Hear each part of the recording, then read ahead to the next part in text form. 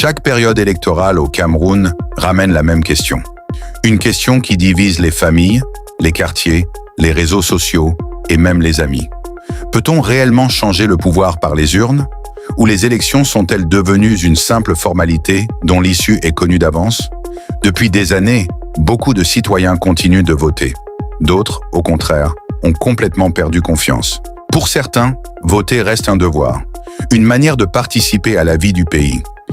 Même si le système semble imparfait, ils pensent qu'abandonner les urnes reviendrait à abandonner toute possibilité de changement. Mais pour d'autres, les élections ne changent rien. Peu importe le nombre de meetings, les promesses ou les campagnes, le résultat final semble toujours identique. Cette méfiance ne vient pas de nulle part. Elle s'est construite avec le temps. Année après année, beaucoup de citoyens ont vu des contestations, des accusations de fraude, des tensions politiques et des débats interminables autour des résultats électoraux. Petit à petit, une idée s'est installée dans l'esprit de nombreux Camerounais. Le vote ne suffit plus. Et pourtant, malgré ce découragement, chaque nouvelle élection crée encore de l'espoir.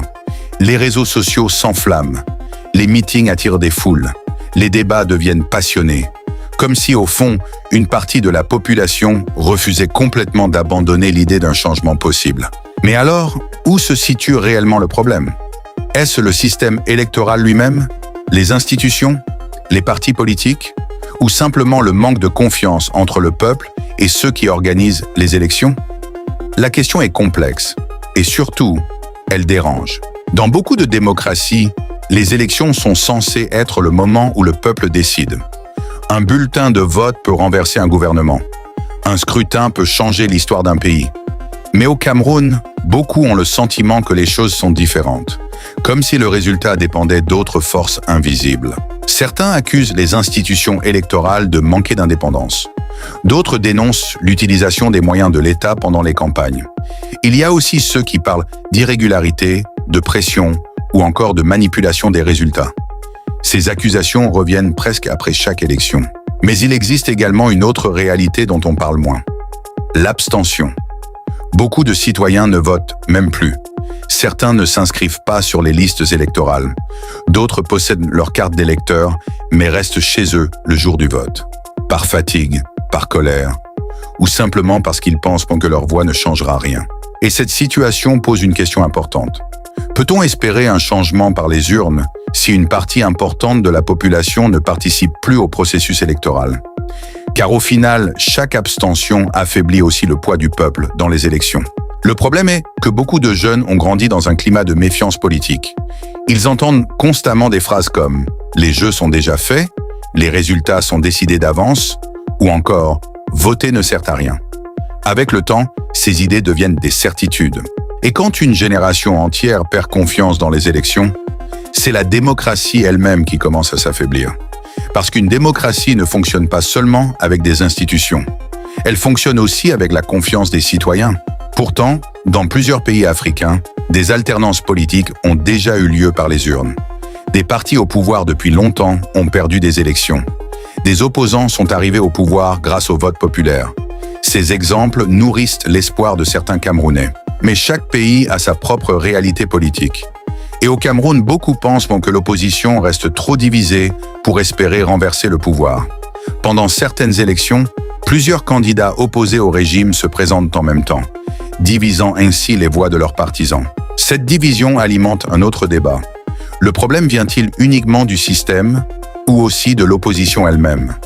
Certains reprochent aux partis d'opposition leur manque d'unité, leur rivalité interne, ou encore l'absence d'une stratégie commune capable de mobiliser massivement les électeurs.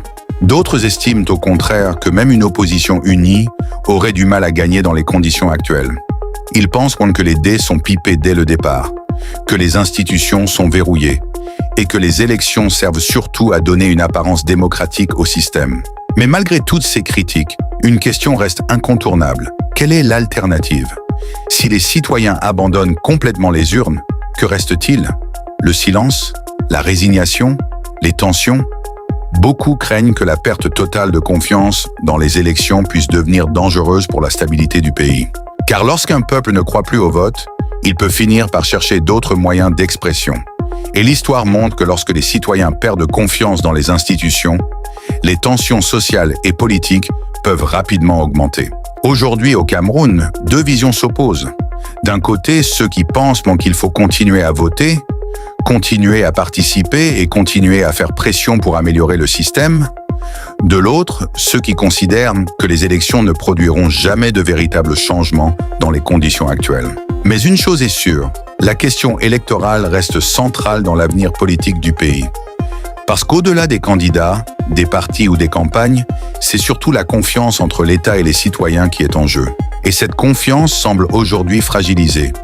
Beaucoup de citoyens veulent des élections plus transparentes, des institutions plus crédibles et des résultats acceptés par tous. Car sans confiance, chaque élection devient une source de frustration et de tension. Abonne-toi maintenant et active la cloche. Parce qu'ici, on parle des grandes questions qui divisent et passionnent les Camerounais. Et surtout, partage cette vidéo pour continuer le débat dans les commentaires. Au final, peut-on vraiment changer le pouvoir par les urnes au Cameroun? Personne ne possède la réponse absolue. Mais une chose est certaine, tant que cette question continuera de diviser autant, le débat sur la démocratie et l'avenir politique du pays restera ouvert. Le véritable défi n'est peut-être pas seulement de voter. Le véritable défi est de construire un système dans lequel chaque citoyen croit réellement que sa voix compte. Parce qu'un peuple qui croit en son vote est un peuple qui croit encore en l'avenir.